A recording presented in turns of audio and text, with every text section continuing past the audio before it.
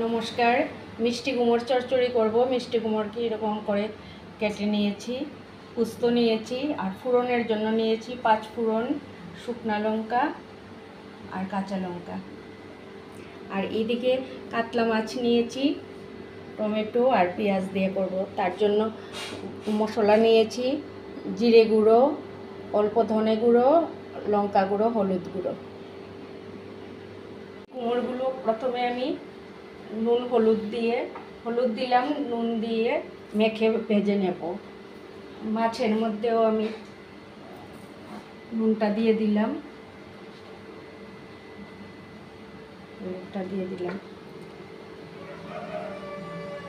মাছের ঝোলের মশলাটা গুলে রাখছি। এদিকে তেল গরম হয়ে গেছে, আমি নুন হলুদ মেখে এখন ভেজে নেব।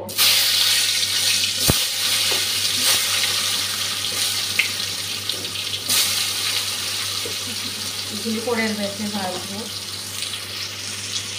ভাজা হয়ে গেছে এই পেস্টটা,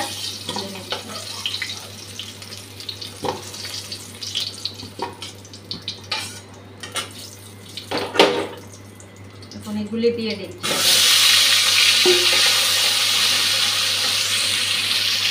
শুকনা লঙ্কাটা ভাজা হয়ে গেছে, কাঁচা লঙ্কাটা দিচ্ছি, 5 ফোড়নটাও দিয়ে দিচ্ছি। এখন পোস্ত বাটাটা দিয়ে দিলাম,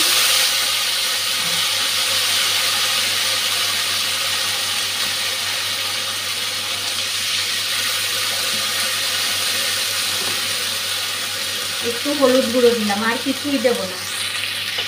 পোস্তটা ভালোভাবে ভাজা হয়ে গেছে,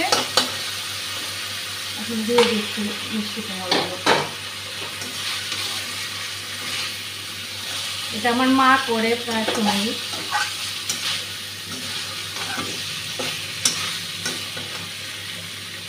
এখন জল একটু দিয়ে দেবো সেদ্ধ হওয়ার জন্য মিষ্টি কুমড়গুলো।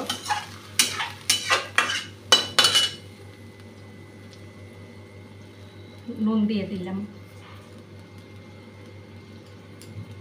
একটু ঢাকা দিয়ে রাখবো। মাছটা ভেজে নিচ্ছি।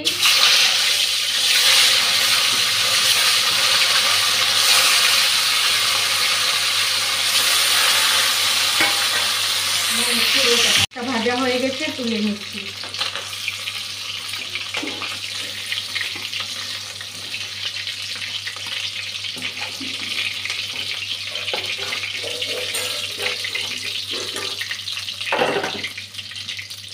এখন কাঁচা লঙ্কা আর পেঁয়াজটা দিয়ে দিচ্ছি,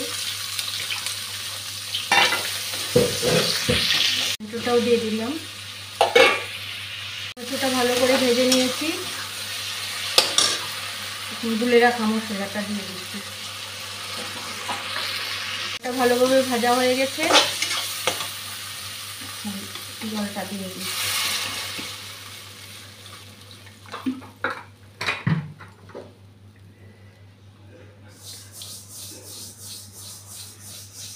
মাছগুলা দিয়ে দিচ্ছি।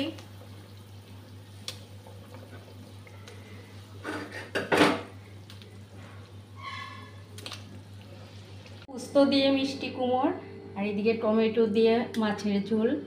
দেখুন কেমন হলো। আমার এই সাধারণ রান্নাগুলি যদি আপনাদের ভালো লেগে থাকে তাহলে আমার ফেসবুক পেজটি ফলো করবেন, আর কেউ যদি ইউটিউব থেকে দেখে থাকেন তাহলে আমার ইউটিউব চ্যানেলটি সাবস্ক্রাইব করবেন। সবাই ভালো থাকবেন, সুস্থ থাকবেন। শুভরাত্রি।